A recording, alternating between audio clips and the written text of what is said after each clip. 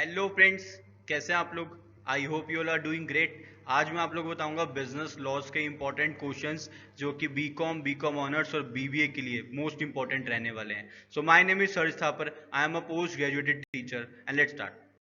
देखो बच्चों, important questions बताने से पहले मैं आपको बताना चाहता हूं कि अगर आप लोग बिजनेस लॉज में अच्छा स्कोर करना चाहते हो ना, तो आप लोगों के पास शॉर्ट नोट्स का होना बहुत ही ज़्यादा इंपॉर्टेंट है।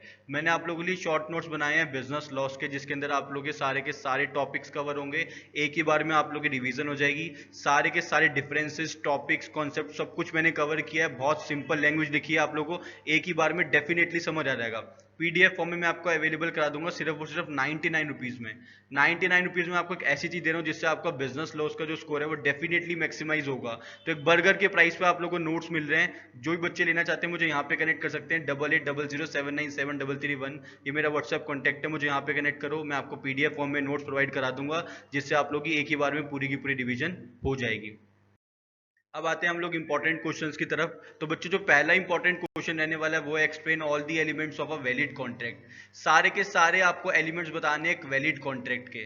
ठीक है, जिन नोट्स के बारे में आपको बात कर रहा था उस नोट्स में ये सारे के सारे क्वेश्चंस के आंसर्स भी आप लोगों को मिल जाएंगे।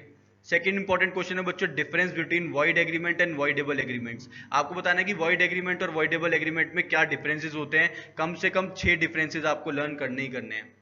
थर्ड इंपॉर्टेंट क्वेश्चन है difference between contract of indemnity and contract of guarantee. Contract of guarantee और कॉन्ट्रैक्ट ऑफ इंडेमनिटी में क्या डिफरेंस होता है। अगेन आपको कम से कम 6 पॉइंट्स यहाँ पे लर्न करने हैं इसके बीच में। फोर्थ इंपॉर्टेंट क्वेश्चन है what are the rights of bailor and bailee. Bailor के राइट्स क्या होते हैं, बेली के राइट्स क्या होते हैं, आपको दोनों को अच्छे से समझाना है।